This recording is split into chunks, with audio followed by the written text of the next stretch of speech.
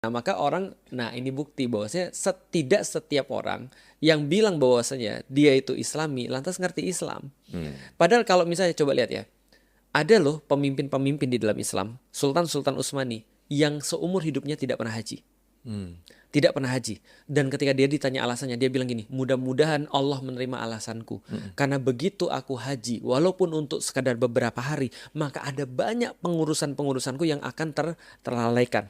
Maka sehari 2 hari aja aku pergi haji, atau 3, 5 hari lah misalnya haji. Ini terlalaikan, maka aku akan menanggung dosa sebegitu banyak. Maka dia bilang mudah-mudahan ini jadi alasanku untuk tidak pergi berhaji. Jihad ditinggalkan, pengurusan masyarakat ditinggalkan. Maka Sultan-Sultan Utsmani pada nggak haji. Bukan karena mereka nggak mau, bukan karena mereka nggak bisa, tapi karena mereka tahu bahwasanya sumber pahala mereka terbesar itu bukan datang dari situ. Padahal haji wajib kan, umroh enggak. Jadi gitu. Oke, Ustadz, mungkin ini pertanyaan terakhir. Iya. Di tengah keputusasaan, kegalauan, pesimisme, dan juga kemarahan, apa yang pengen Ustadz sampaikan ke mereka-mereka yang punya kuasa, mereka-mereka yang punya konsesi, mereka semua yang menguasai sumber daya, apa yang ingin Ustadz sampaikan? Aku punya pesan ke korban juga sama pada yang punya konsesi dan yang buat kerusakan ya. Walaupun yang kedua biasanya nggak dengerin. Yang pertama, aku salut sekali dengan beberapa dengan korban-korbannya, baik di Aceh, di Sumut ataupun di Sumbar. Kata-kata yang keluar dari mereka tuh menginspirasi, dan itu jadi pendidikan bagi seluruh Indonesia menurutku. Misal ada kata-kata dari mereka yang ketika mereka berucap, setiap musibah pasti ada hikmahnya.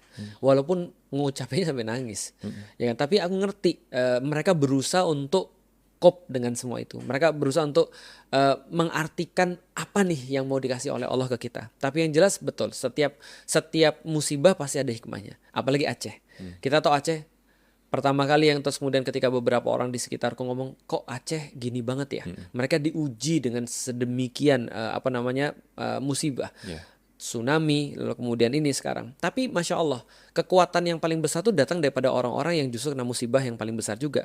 Karena seperti janji Allah, bahwasanya orang yang kena musibah itu adalah orang-orang yang cukup kuat untuk bisa menanggung itu. Maka kata-kata mereka adalah setiap musibah pasti ada hikmahnya. Minimal hikmahnya adalah memberitahu kepada kita tentang impurities, tentang sesuatu yang buruk di antara kita.